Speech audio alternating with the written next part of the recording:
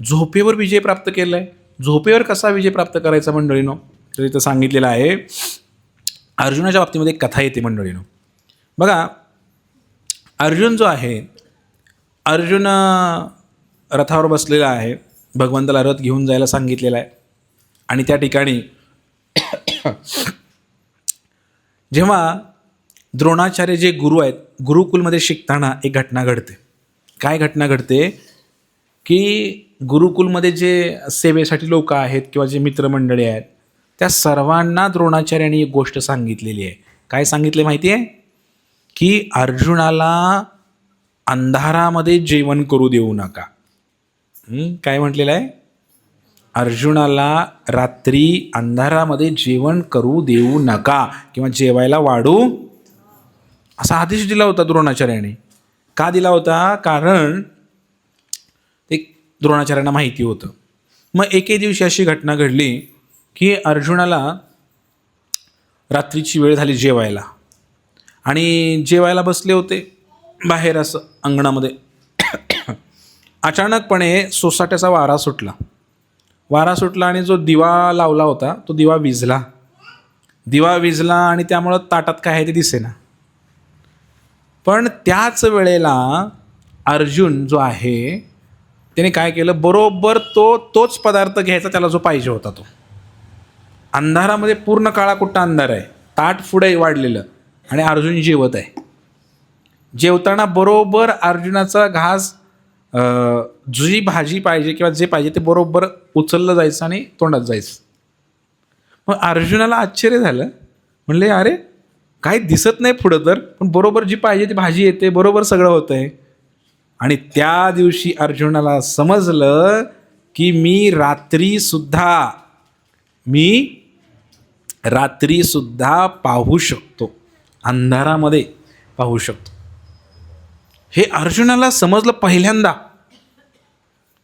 मग त्याने विचार केला अर्जुनाने की मी आता काय करतो, ही जी युद्धाची तयारी आहे, धनुष्यबाण कसा चालवायचा, ही धनुर्विद्या आहे, याचा सराव, प्रॅक्टिस मी काय करतो, रात्री करून बघतो. कारण जो पेटलेला विद्यार्थी आहे तो रात्रभर अभ्यास करतो, दिवसभर अभ्यास करतो. जो आळशी आहे तो नाही करत. ह्याला आता हा विद्यार्थी एकदम तडफदार विद्यार्थी आहे गुरुकुलमधला, त्याने रात्री पण प्रॅक्टिस, त्याला वेळ कमी पडायचा ना, झोपायला लागायचं सगळ्या पोरांबरोबर रात्र झाली की. पण आता त्याला समजलं, तो रात्रीच गेला आणि धनुष्याला बाण लावला अर्जुनाने. त्याचा टणकार झाला, असा आवाज झाला. त्या आवाजाने द्रोणाचार्य जागे झाले. रात्रीच्या वेळेला कोणी धनुष्याला बाण लावला? हे कोणी करू शकत असेल तर म्हणे, बघितलं तर अर्जुन उठून प्रॅक्टिस करतोय धनुष्यबाण चालवायची. अशा प्रकारे द्रोणाचार्यांना कळलं की याला रात्री कोणीतरी जेवायला वाढलेलं आहे अंधारात. कारण त्याला अंदाज आलेला आहे. गुरूंना सगळं माहिती असतं बरं का. आपल्याला वाटते गुरु म्हणजे काय, साधारण माझ्यासारखाच हाडामासाचा माणूस आहे, तो पण हरे कृष्णाचा जप करतोय, त्याकडे मंत्रसुद्धा वेगळा नाही. गुरु म्हणजे वेगळा मंत्र पाहिजे ना. अरे देवाचं नाव तेच की, गुरुला घेतलं काय तुम्ही घेतलं काय. बरेच गुरु लोक वेगळा मंत्र जप करतात काहीतरी, शिष्याला वेगळा देतात, त्यात पण पार्सलिटी करतात, भेदभाव करतात. असं नसते, मंत्र सर्वांना सारखाच आहे. तुकोबारायांनी रामकृष्ण हरी म्हणले तर सगळ्यांनी खाली रामकृष्ण हरीच म्हणायचं आहे. म्हणजे गुरूंना साधारण समजणे हा एक अपराध आहे. गुरूंना तुम्ही नाही समजू शकत. इथे द्रोणाचार्यांना आधीच माहिती होतं, अर्जुन जर रात्री अंधारात जेवला तर त्याला कळणार आहे की तो रात्री पण जागू शकतो आणि करू शकतो. असं म्हणलेलं आहे. अर्जुनाला रात्रीसुद्धा सगळ्या गोष्टी कळायच्या, तो झोपत नव्हता. तर असं एक वर्णन आलं. म्हणून या ठिकाणी शब्द आलेला आहे, गुडाकेशेन भारता. द्रोणाचार्यांना असं का करत होते द्रोणाचार्य? कारण द्रोणाचार्यांना अर्जुन हुशार आहे माहीत झालं होतं. कसं? कारण द्रोणाचार्य जे आहे, द्रोणाचार्यांनी त्या ठिकाणी एकदा काय केलं, त्यांचा मुलगा होता ना अश्वत्थामा. मग सगळ्या मुलांना गुरुकुलमधले काय करायचे, जावा रे नदीवरनं पाण्याच्या घागरी भरून आणा. म्हणजे पाण्याच्या घागरी आणायला गेले की ते नदीमध्ये पाणी भरायचे, तोंड बारकी बारकी घागरीची, भरायला वेळ लागायचा. आणि घेऊन यायचे. द्रोणाचार्यांनी काय केलं, आपल्या मुलाला मोठ्या तोंडाची घागर दिली. पटकन भरून यायचा, जरा लवकर आला, 1-2 मंत्र एक्स्ट्रा शिकवायचे त्याला. गुरुजींनी असं करणं चांगलं नाही. सगळ्या मुलांबरोबर आपल्या मुलांना शिकवलं पाहिजे ना. एक गुरुजींना असं वाटलं पाहिजे की सगळ्या मुलांचा नंबर आला पाहिजे. गुरुजी काय करतात, शाळेमध्ये पोरांना नादी लावतात काहीतरी, आणि आपल्या मुलाला MTS, NTS, मंथन, अकॅडमी सगळं शिकवतात घरी. अरे सगळ्यांना शिकवा ना शाळेमध्ये, हां, त्यांचा पण नंबर येऊ द्या ना. हे संतांचं लक्षण नाही आहे. तर ते काय करते द्रोणाचार्य, आपल्या मुलाला वेगळं शिकवायचा प्रयत्न. मग अर्जुन त्याचा बाप होता. अर्जुनाने काय केलं, जो काही असा शिकला होता एक मंत्र, त्या बाण असा सोडायचा, मंत्र म्हणायचा की बाण सोडल्यानंतर ती घागर भरायची, ॲटोमॅटिकच भरायची. ती जी घागर आहे ती ॲटोमॅटिकच भरायची. मग अश्वत्थामा पटकन यायला लागला, त्याच्या पुढं अर्जुन पळत यायचा, पुढे येऊन बसायचा. त्यामुळे त्या अश्वत्थाम्याला शिकवता शिकवता अर्जुनाला सुद्धा सगळं शिकवावं लागलं. कधी कधी मुलांनी सुद्धा हुशार व्हावं लागते मास्तरपेक्षा. हां, त्यामुळे त्या अर्जुनाला भरपूर विद्या शिकवाव्या लागल्या. म्हणून हे जे द्रोणाचार्य गुरुजी आहेत ना, यांनी थोडा पक्षपात केलेला आहे, नाही असं नाही. पण त्यांना कळलं होतं की अर्जुन हा फार हुशार आहे, म्हणून त्यांना ते आवडायचं सुद्धा. माझा विद्यार्थी एवढा पॉवरफुल आहे अर्जुन.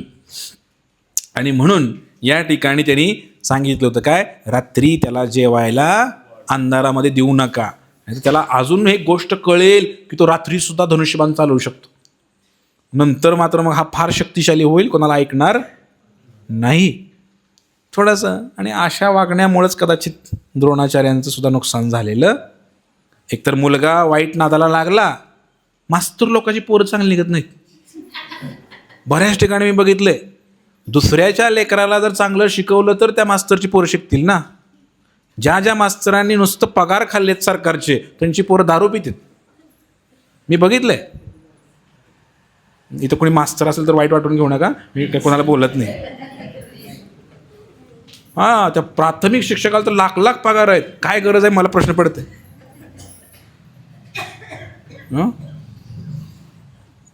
काय प्रभूजी, अहो असते भरपूर काम असते, तांदूळ वाटायचं आहे, मतदार याद्या बनवायच्या, हे करा ते करा, भरपूर काही असते. असू द्या, मला कोणाला काही म्हणायचं नाही. पण मला सांगायचं होतं की गुरु द्रोणाचार्य, त्यांच्यावर एक वेगळं प्रवचन होऊ शकते खरं तर, पण ते आपल्याला नाही करायचं.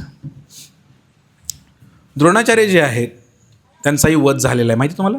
महाभारतामध्ये मरावं लागलं त्यांना, द्रोणाचार्याला. आणि म्हणून या ठिकाणी आता गुडाकेशीनं आपला विषय चालला होता, अर्जुन रात्री झोपत नाही. अजून एक कथा आहे, मी तुम्हाला सांगतो महाभारतातली. ते ओघाणं आलं की असं होतं. दिवस 13, महाभारताचं युद्ध किती दिवस चाललं, 18. त्यातला दिवस 13 अर्जुनासाठी फार बेकार दिवस होता. 13व्या दिवशी अर्जुनाचा सुभद्रा पुत्र अभिमन्यू मारला गेला. त्या चक्रव्यूहामध्ये अडकला. 16 वर्षाचं पोरगं अर्जुनाचं. आणि ह्या मोठ्या मोठ्या स्वतःला शूरवीर समजणारे कर्ण, शकुनी मामा आणि या सर्वांनी मिळून त्या अभिमन्यूला मारलं. वय कमी आहे, 18पेक्षा कमी आहे. लहान मुलाला मारायचा अधिकार नाही शास्त्रानुसार, तरीसुद्धा मारलं हो त्याला. आणि मग ते पण कपटाने मारलं, कारण तो हारायलाच तयार नव्हता. 16 वर्षाचा होता पण तो मरतच नव्हता. आणि त्यामध्ये सगळ्यात 2 व्यक्ती होते नालायक. पहिला कर्ण आणि दुसरं जयद्रथ. 13वा दिवस संपला, युद्ध सूर्यास्त झाला, युद्ध संपलं. आणि अर्जुनाला समजलं माझा मुलगा मारला गेलेला युद्धामध्ये. अर्जुनाने संकल्प केला, उद्या संध्याकाळी सूर्य अस्ताला जायच्या अगोदर माझ्या मुलाला मारणारा हा जयद्रथ मेलेला असेल माझ्या हातून. नाही मेला तर मी चिता रचून त्यामध्ये उडी मारेन. मी आत्मदहन करेन, असा अर्जुनाने संकल्प केला. श्रीकृष्णाने डोक्याला हात लावला. तुम्हाला नुसतं संकल्पच करायला येतात मोठे मोठे, फेडायचं आम्हाला आहे इकडं, इथं निस्तरायचं आम्हाला आहे, देवाला कोडं. हां, या अर्जुन सारखा संकल्पच करायचा, ह्याला असा करीन त्याला तसा करीन, नाहीतर मी मरेन. अरे कशाला एवढे मोठे संकल्प घेतो, श्रीकृष्ण म्हणायचे. हां, आता ती उद्या संध्याकाळी नाही मारला तर तुला मारावं लागेल. मारायचा संकल्प ठीक आहे हो, पण नाही मेला तर मी तू मारणार. मी इथं कशासाठी आलोय, तुम्हाला जिंकून देण्यासाठी. तुम्ही म्हणजे मलाच कोड्यात टाकताय. हे मधी पडणाऱ्या माणसाचंच मरण आहे, भांडण त्यांचं. आता श्रीकृष्णाला काय काय करायला लागते बघा. दिवस उजडला, युद्ध सुरू झालं. मग अर्जुनानं प्रतिज्ञा घेतली मारायची या जयद्रथ नावाच्या व्यक्तीला. हे सगळ्याला कळलं पलीकडं. मग त्याने काय केलं, जयद्रथला लपवून ठेवला, त्याला पुढंच येऊ दिलं नाही. जयद्रथला संध्याकाळ होत आली तरी पुढे येऊ दिला नाही. तशी दुपार होऊन गेली ती बरं का, दुपार झाली होती म्हणा समजा. भगवान श्रीकृष्णाने विचार केला, म्हणले आता संध्याकाळ होत आलेली आहे, पण आता तरी सुद्धा काही जयद्रथ मारलेला. आता ह्यो जर नाही मारला तर काय होईल, अर्जुन आता मरणार. देवाला कोड. भगवंतानी काय केलं, भगवंतानी सुदर्शन चक्र, बोल, सुदर्शन चक्र भगवंतानी सोडलं असं आडवं. ते एवढं मोठं आहे चक्र भगवंताचं की सूर्य झाकला गेला. काय गेलं, दुपारचाच सूर्य झाकला गेला आणि अचानक अंधार पडला. आणि सगळे म्हणले, अरे सगळ्यांना आश्चर्य झालं, मावळ कसं काय, आता तरी उजडलं होतं, अजून दुपार व्हायच्यावरच मावळलं कसं काय. सगळ्यांना आश्चर्य झालं की मावळलं कसं काय. झालं की शंख वाजला, पो, सूर्यास्त झालेला आहे, युद्ध बंद करा, नियम आहे, सूर्य मावळला की युद्ध करायचं, युद्ध थांबवा म्हणले सगळे. युद्ध थांबलं तिकडं महाभारतामध्ये. आणि युद्ध थांबल्यानंतर सगळेजण आपले अस्त्र शस्त्र टाकून निघाले आपल्या तंबूकडे. तंबूकडे निघाल्यानंतर बघा, भगवंतानी फसवायचं ठरवलं ना, तुम्ही किती शहाणे बाणा. हां, कृष्ण फार चतुर आहेत. सगळ्यात मोठे फसवणूक करणारी व्यक्ती कोण आहे, श्रीकृष्ण. आपण काय फसवतोय हो, जर फसवायचं ठरवल्यानंतर श्रीकृष्णासारखं कोणीच फसवू शकत नाही. भगवान श्रीकृष्णाने काय केलं, सगळे निघाले माघारी आणि तो जयद्रथ हसायला लागला आणि पुढं आला. आता पेटवाचिता म्हणे, सूर्यास्त झालेला आहे, तुम्हाला मारतो म्हणला होता, मारलं नाही. अर्जुना ये बाहेर म्हणे, आता चिता तयार आहे म्हणे, कर आत्मदहन म्हणले. चिता रचली, अर्जुन आत्मदहन करणार. सगळे टाळ्या वाजवायला लागले. आता कसं वाटतंय, लय संकल्प करतो काय. सगळे आले आणि तो जयद्रथ बी पुढं आला, तिकडं पुढं झाला अर्जुनाच्या. आता अर्जुनाला आत्महत्या करण्याशिवाय काही पर्याय नव्हता. अर्जुन आत्महत्या करायला लागला. इतक्यात भगवंताने ते सुदर्शन चक्र काढून घेतलं आणि पुन्हा उजडलं. परत सूर्य दिसायला लागला. काय झालं म्हणजे सगळं असं कसं काय झालं. परत सूर्य दिसायला लागला. सूर्य दिसायला लागला, आता जयद्रथ हल्ला आणि भगवंत अर्जुनाकडे बघितले. अर्जुन बी कोणतं, अरे काय झालं, अर्जुनला पण कळलं नाही. अरे बघतोस काय म्हणले, उचल धनुष्यबाण, तो बघ म्हणले सूर्य, तो बघ म्हणले जयद्रथ, मार म्हणले. मग अर्जुनाने धनुष्याला बाण लावला, बाण सोडला आणि जयद्रथला उडवला. हा, श्रीकृष्णांना काही काही लोक मानत नाहीत ह्याच कारणामुळं. ते म्हणते ते नियमाच्या विरोधात जाणारा माणूस आहे, हे नियम सगळे धाब्यावर बसवते. नियम धाब्यावर नाही बसवते, तुम्हाला नीट करते ते. हां, तुम्ही नियम आधी धाब्यावर बसेल त्याचं काय करायचं. हां, म्हणून कृष्ण भक्त सुद्धा चतुर, कृष्ण भक्त बडा चतुर म्हणलेलं आहे. असं कधी कधी असं लोकांना वाटतं, हे भक्त म्हणजे वैष्णव हरे कृष्णवाले म्हणजे फार नम्र, असं काही नाही, समजू नका.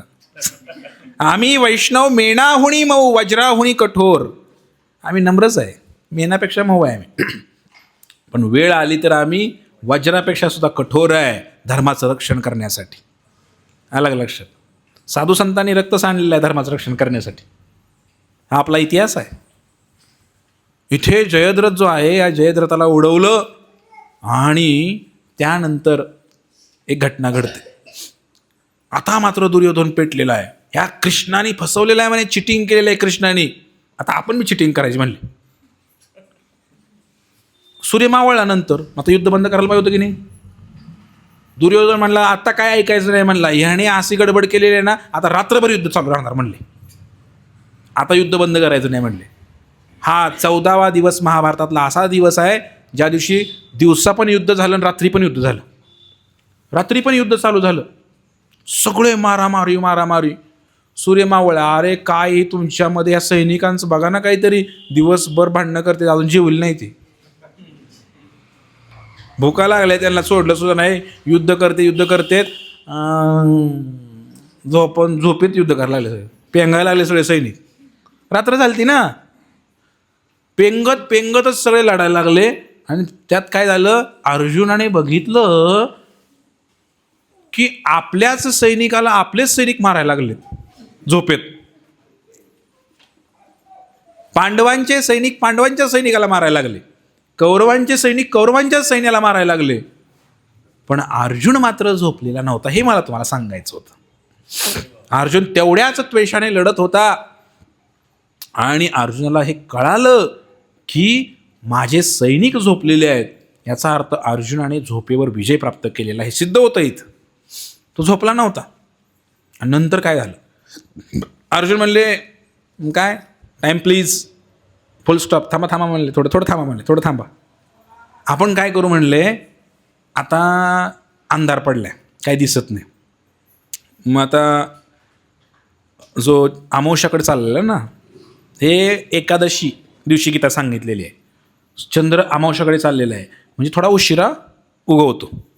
मग ते काय म्हटले, थोडं थांबा, आपलेच सैनिक आपल्याला मारायला लागलेत म्हणले, युद्ध थांबवू आपण म्हणले. अर्जुनाने घोषणा केली आणि सगळे शांत झाले. आणि चंद्र उगवल्यानंतर रात्री 9-10च्या नंतर आपण युद्ध करू म्हणले. त्यावर खाऊन पिऊन आराम करून घेऊ म्हणले 2 तास. मग सगळे युद्ध थांबलं. आणि मग त्यानंतर चंद्र उगवल्यानंतर मग 3 घंटे परत युद्ध झालं जवळपास. पहाटेपर्यंत परत सकाळी सूर्य उगवला, सगळ्यांनी आचमन केलं. दुसरा दिवस सुरू झाला 15वा युद्धाचा. पण रात्री चर्चा होते द्रोणाचार्यांची. तो जो दुर्योधन आहे तो द्रोणाचार्यांना गुरुजींना विचारतो, गुरुजी हा अर्जुन फार थकलेला आहे, ह्याला मी मारू शकतो म्हणले. रात्रभर हा झोपलेला नाही म्हणे. गुरुजी म्हणले मूर्ख आहे म्हणले तू, अरे तो अर्जुन आहे म्हणले, तो झोपत नाही म्हणले. आत्ता या सध्याच्या घडीला स्वर्गातले सगळे देव गंधर्व सगळे जरी आले तर सगळ्याला पराभूत करू शकतो अंधारामध्ये एकटा अर्जुन म्हणले. एवढी ताकद अर्जुनामध्ये आहे म्हटले. तो असलं काही डोक्यात काय नको म्हणले, आता ती झोप आली असेल त्याला मारतो मी.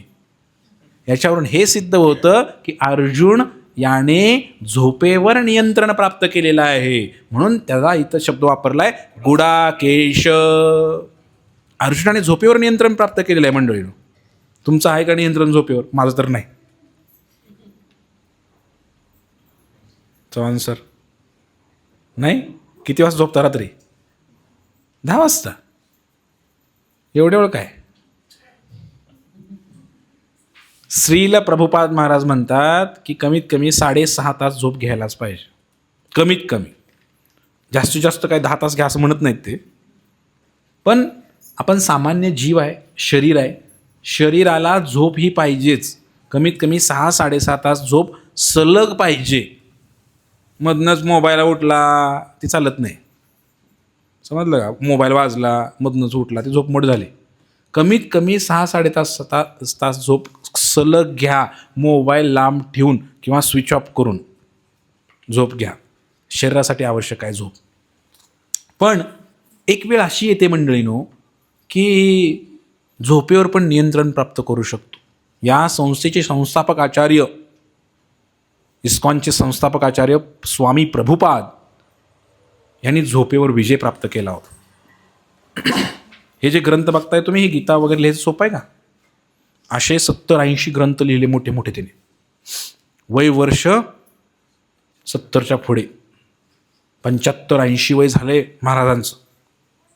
आणि प्रभुपाद महाराज रात्रभर जागायचे.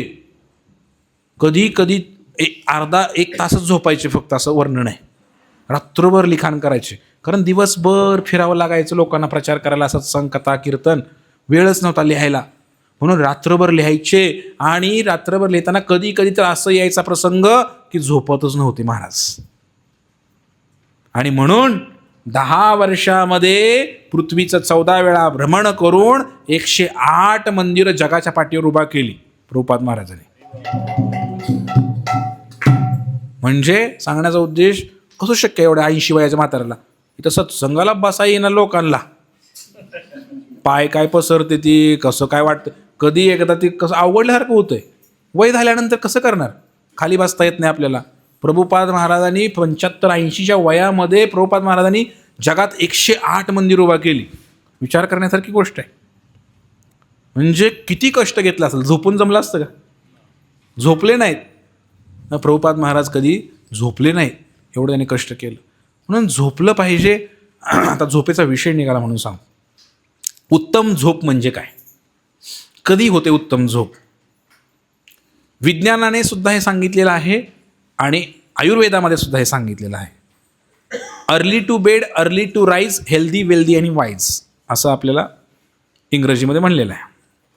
आणि म्हणलं का मध्ये मी अँड काय मराठी इंग्रजी मिक्स, मला काही येत नाही, मी काय शाळेत गेलो नाही. तर सांगायचं काय विषय, लवकर झोपे लवकर उठे त्याला देव बुद्धी दे, मराठीमध्ये चांगली बुद्धी देतो, शक्ती देतो, असं म्हणलेलं आहे. की आता तुम्ही किती वाजता झोपणार, तर साधारणपणे आता वाजलेले आहेत 8:30. तर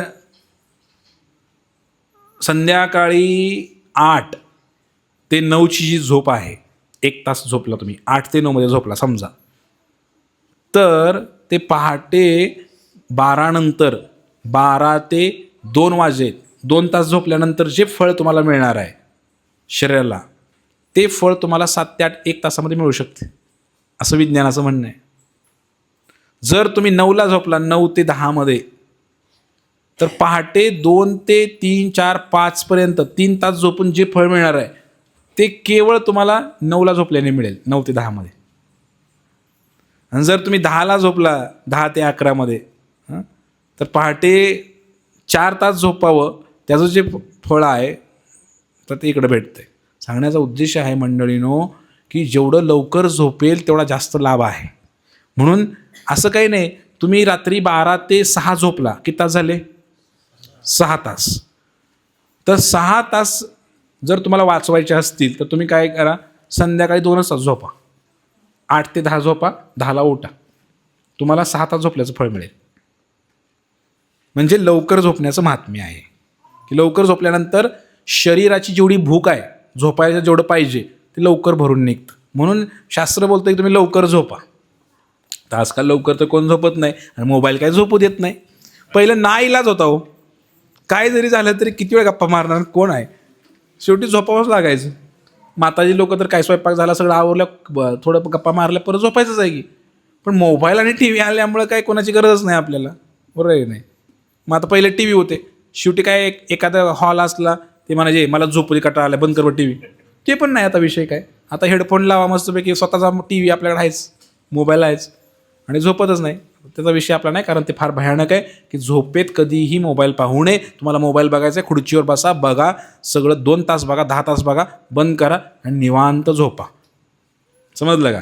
झोपेत ते तास 2-2 तास असं बघत झोपायचं ते चांगलं नाही आहे, शरीरासाठी चांगलं नाही आहे. आणि जवळ ठेवूच नका मोबाईल, पहिली गोष्ट, ते पण चांगलं नाही, कामापुरतं वापरा. सांगण्याचा उद्देश होता की झोपेवर नियंत्रण, झोपेवर नियंत्रण घ्यायचं असेल, जो चांगली झोप घेतो तो चांगलं कार्य करू शकतो दुसऱ्या दिवशी. झोप नाही झाली काय होतं?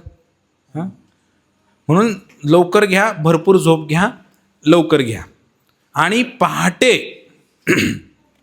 पहाटे असं शास्त्र बोलतंय, माझं काय म्हणणं नाही, आणि कदाचित मीही त्याचं पालन करू शकत नाही, पण मी सांगू शकतो तुम्हाला.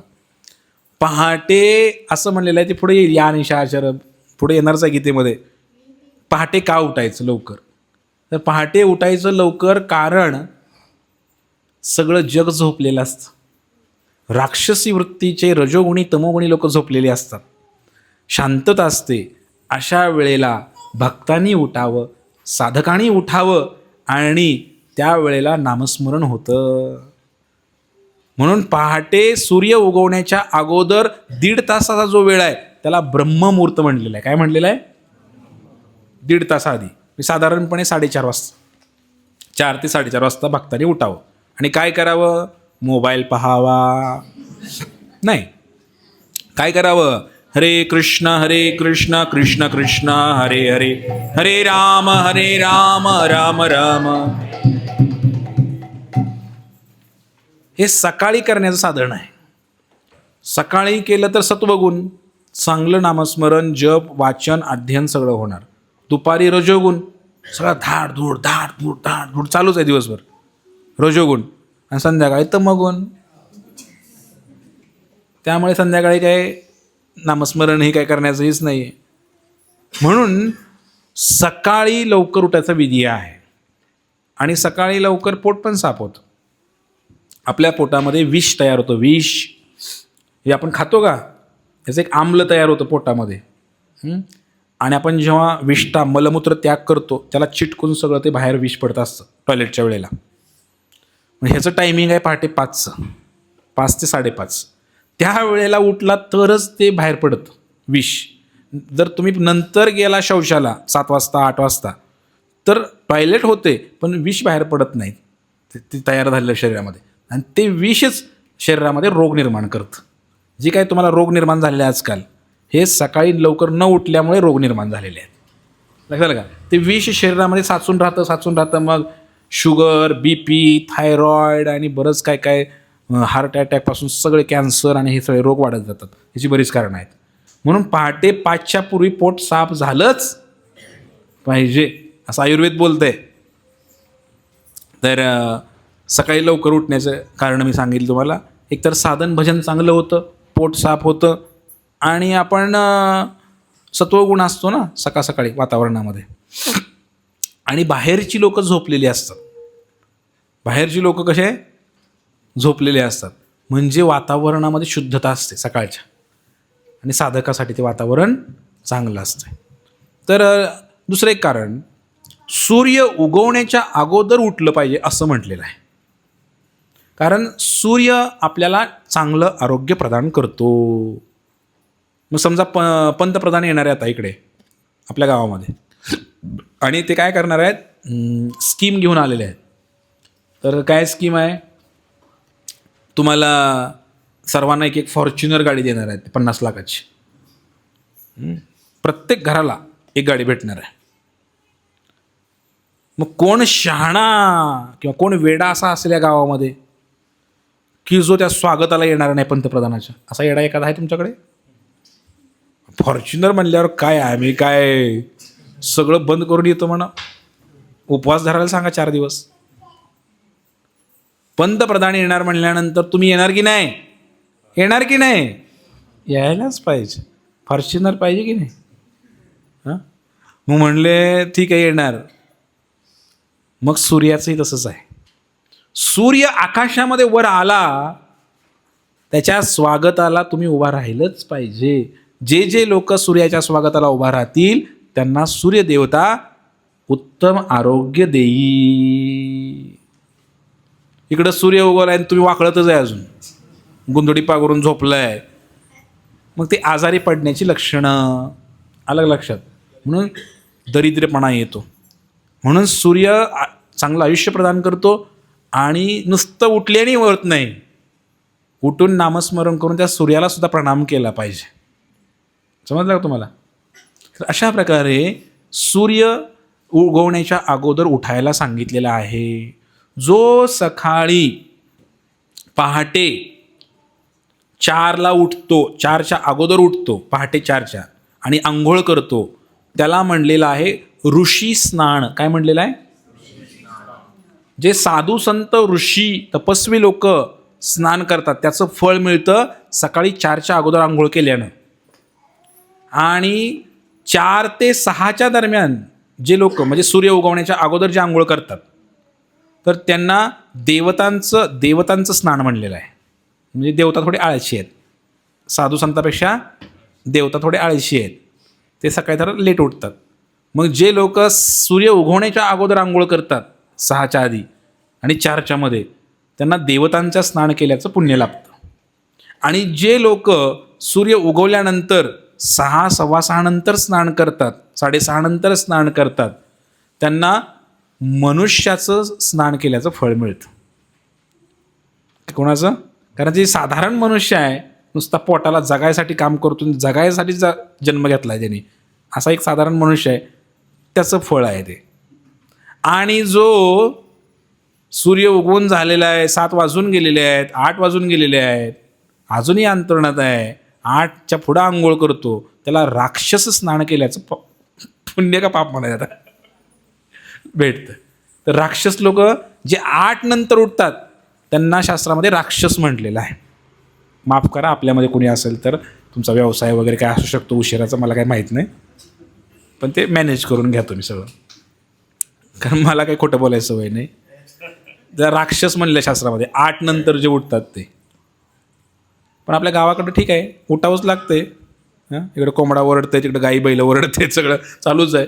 शहरामध्ये खरोतर या अर्जुनाला सुद्धा परास्त केलेलं आहे लोकांनी, इंजिनियर लोकांनी. रात्रभर काम करतात कंपनीमध्ये,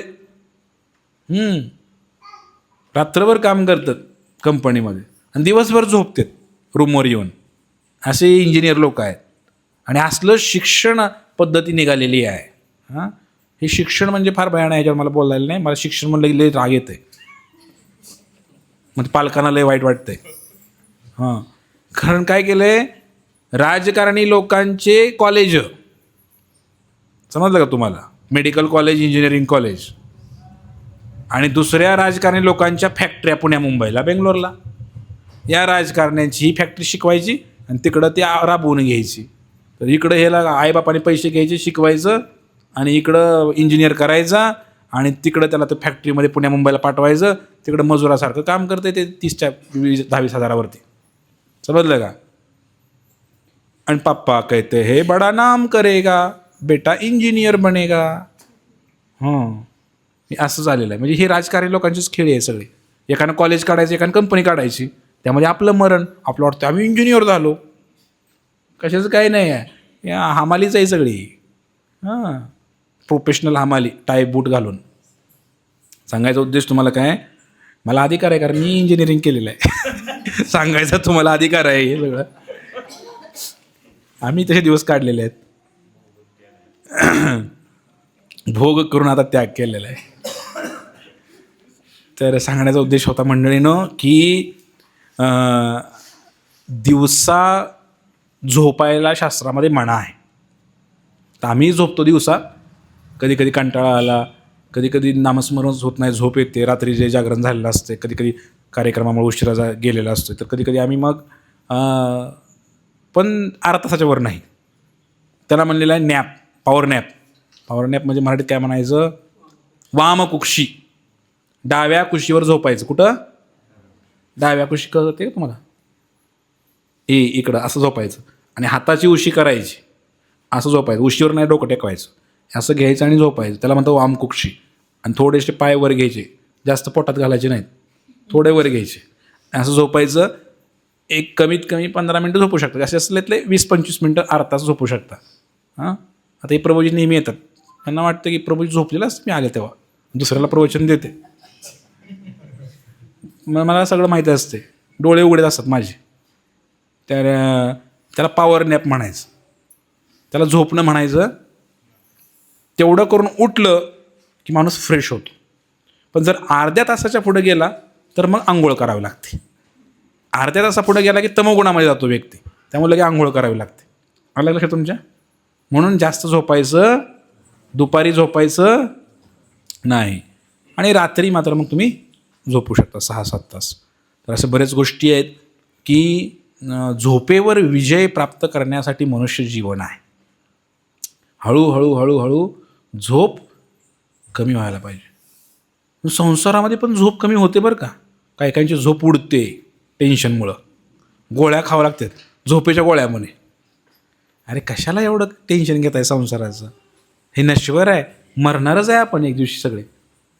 मला तर टेन्शन आलं, मी म्हणतो काय उद्या मरायचं, कशाला विचार करायचा जास्त. कशाला एवढं प्लॅनिंग करायचं 10-20 वर्षाची? हां, टेन्शन एवढं घेऊन आत्ता एवढं दुःखात जगायचं काय गरज आहे का? हां, त्यामुळे टेन्शन नाही घ्यायचं. हे झोप जी आहे ना, झोप काय काय लोकांना तशी येते आणि म्हातारं झाल्यानंतर तर लोकांची झोप उडली बघा. म्हातारे लोक झोपत नाहीत बघा. हां, तरणी लोक निवांत घोरत तिथं, पण म्हातारं ना थोडं कुठं काय चुईचुई चाललं की लगेच काठी वाजवत आहे. बघ तिकडं कोण आहे. आलं का लक्षात?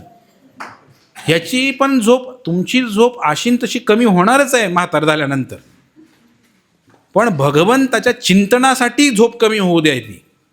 तुमची संसाराच्या चिंतनानं झोप उडलेली आहे म्हातार झाल्यावर. बरोबर आहे का? म्हणून भगवंताचं एवढं स्मरण व्हायला पाहिजे की रात्री झोप नाही आली पाहिजे. समजलं का? संसाराच्या चिंतनानं म्हणत नाही मी, झोप येणारच आहे. तर अशा प्रकारे आपण झोपेवर नियंत्रण करण्याचा प्रयत्न करूया. आणि अर्जुन हा गुडाकेश आहे हे आज वर्णन झालं या ठिकाणी. आणि अर्जुनाचा रथ आता 2 सैन्याच्या मध्ये नेलेला आहे. आणि आता इथून पुढं काय होणार आहे हे सगळ्यांना बघणार. कोण कोण आले?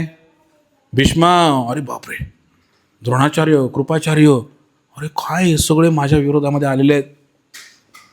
कसं लढू यांच्याशी? माझे गुरु आहेत, कसं मारू यांना? ही सगळी संभ्रम अवस्था, कन्फ्युजन अवस्था जी आपल्या संसारात आपल्या पण डोक्यामध्ये असतेच की. आपलाच बाप आहे पण असं वागतोय, काय करायचं? कसं मारायचं बापाला? बाप म्हणायची लाज वाटते कधी कधी. असे वागणारे बाप पण आहेत की जगात. गीता काय शिकवते हे अर्जुनाच्या माध्यमातून आपल्याला शिकवते. आपल्या प्रश्नाची उत्तर आपल्याला भेटतात. आपलाच मुलगा असतो, पण असं वाटतं की खरंच माझा मुलगा आहे का होई? इतका बेकार वागतो कधी कधी. असे गुण त्या मुलाचे आहेत. त्यावेळेला काय निर्णय घ्यायला पाहिजे माणसानं, हे गीता शिकवते आपल्याला. हे स्ट्रॉंग बनवते गीता, खरं उत्तर सांगते. तर अशा प्रकारे ही गीता जी आहे, भगवद्गीता, हे आपल्याला शिकायची आहे. आणि पुढं आता 25-24 दोरी घालून ठेवा. 24पर्यंत आपले श्लोक झालेले आहेत आणि पुढच्या वेळेला 25 पासून आपण घेणार आहे. तोपर्यंत हरे कृष्णा.